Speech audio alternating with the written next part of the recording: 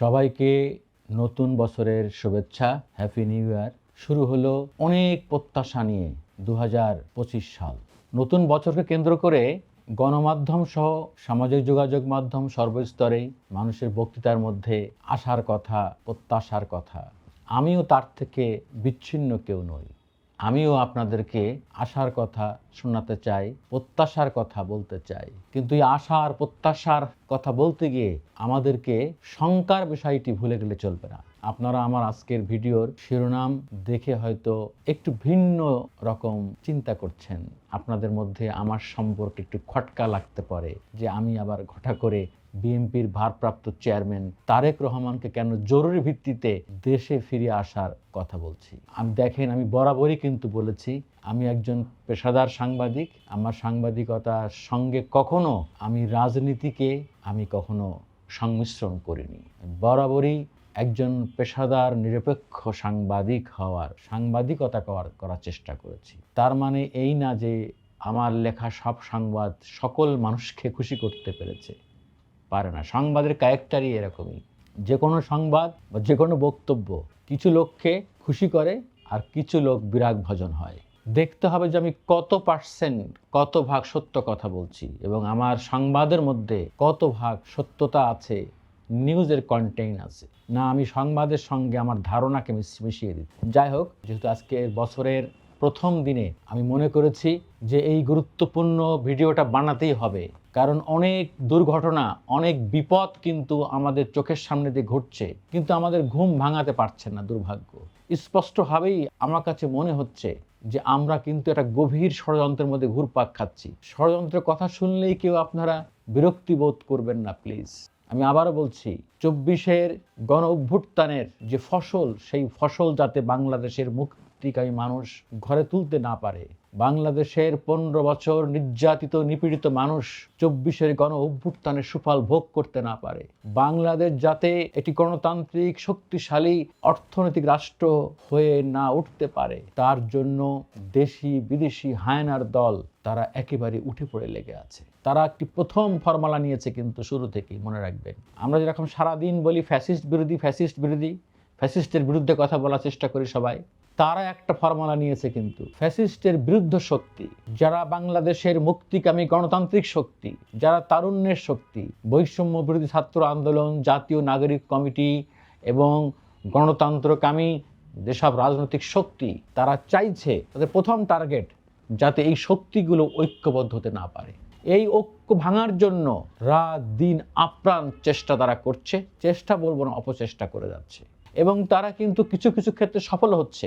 আপনারা দেখবেন অনেকগুলো হঠকারী সিদ্ধান্ত হয়েছে, আমি নাম বলবো না, তাদেরকে কষ্ট দিতে চাই না, আবার সেই সব সিদ্ধান্ত তারা বাস্তবায়ন করতে পারে না।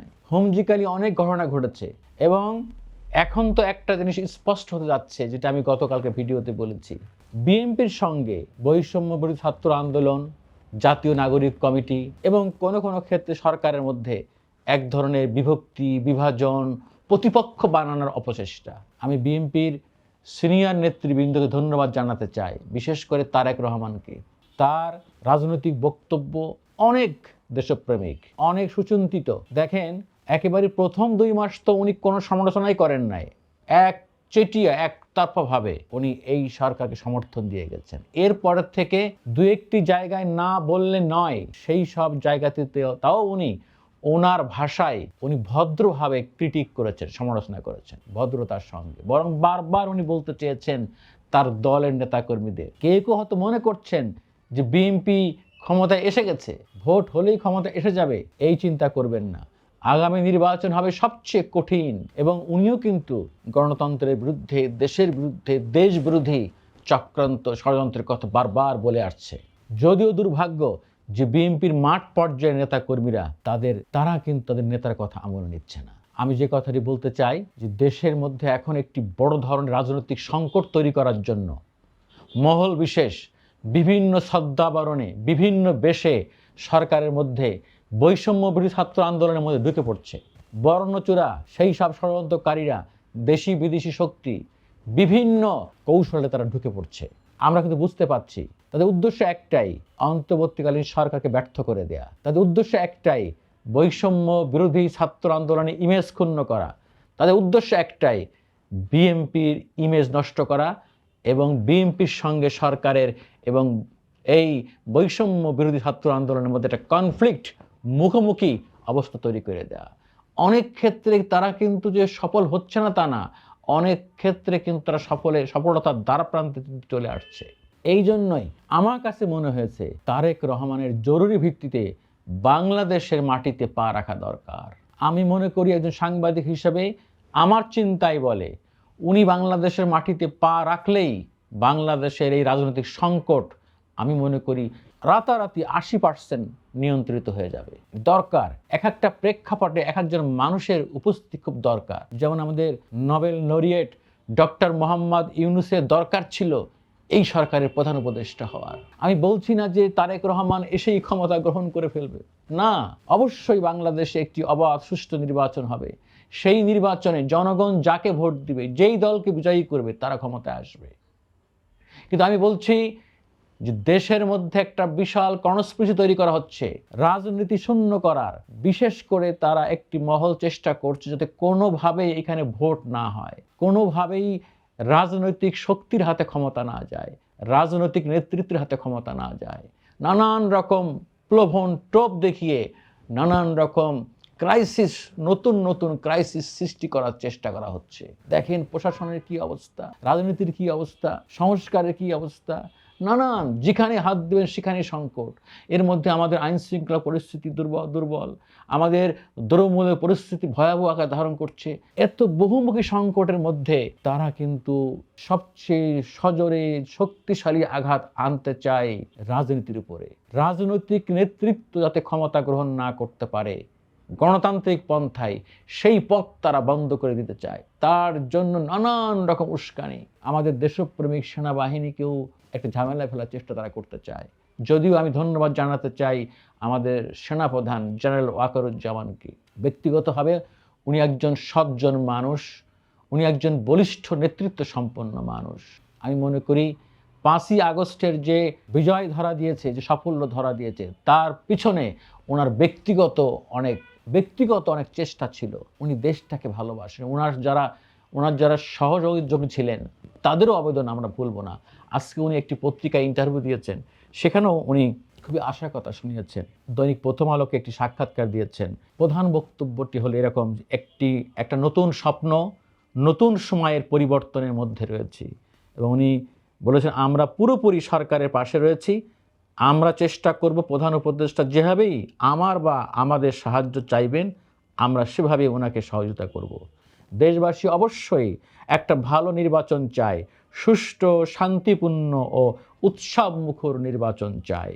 অন্তর্বর্তীকালীন সরকারের প্রধান লক্ষ্য সেটা আমরা মনে করি যে আমাদের প্রিয় জেনারেল ওয়াকারুজ্জামান, আমাদের সেনাপ্রধান, উনি যে ভালোবাসা অর্জন করেছেন 5ই আগস্টের এই সফল বিপ্লবের মধ্য দিয়ে, উনি যে এই গণমুক্তিকামী মানুষের পাশে এসে দাঁড়িয়েছেন, ওনার নাম ইতিহাসের পাতায় স্বর্ণাক্ষরে লেখা থাকবে। যে কথায় আছে, শেষ ভালো যার সব ভালো তার।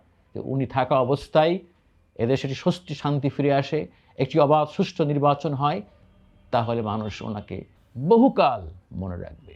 আমি যে কথাটি বলার জন্য ভিডিওটা বানাচ্ছি, আবারও বলছি সেই তারেক রহমানের কথা। ওনার মামলার যে আইনগত জটিলতা যেটুকু আছে, আমি প্রত্যাশা করব সরকারের প্রতি যে তারেক রহমানের মামলার সমস্ত মিথ্যা মামলার, হয়রানিমূলক মামলার বাকি যেটুকু আছে, প্লিজ আপনারা সেটি সমাধান করে দেন।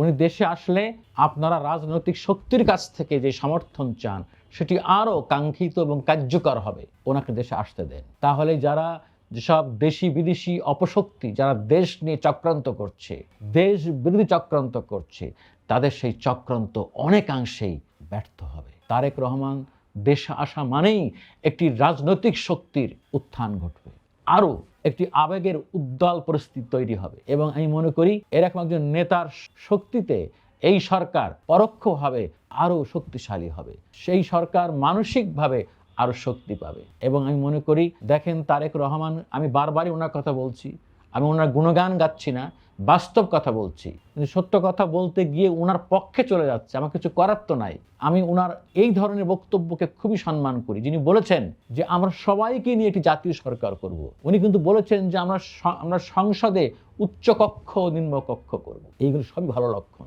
যেটি দরকার ওনার দলকে শক্ত হাতে দমন করা। ওনার দলের মধ্যে যারা ওই আওয়ামী ফ্যাসিস্টদের মতো সন্ত্রাসী হওয়ার চেষ্টা করছে, দখলবাজ হওয়ার চেষ্টা করছে, লুটপাটকারী হওয়ার চেষ্টা করছে, তাদেরকে গ্রেপ্তার করে, দল থেকে তো বহিষ্কার করতে হয় আজীবনের জন্য, তাদের গ্রেপ্তার করে তাদেরকে আইনের আওতায় আনতে হবে। আমরা আর কোনো ফ্যাসিস্ট দেখতে চাই না। আমরা বিএনপির আগের যে চেহারা ছিল সরকারে থাকা অবস্থায়, ওই সরকারের চেহারা বিএনপিকে দেখতে চাই না। এক কথায় আমরা আগের বিএনপির চেহারায় দেখতে চাই না।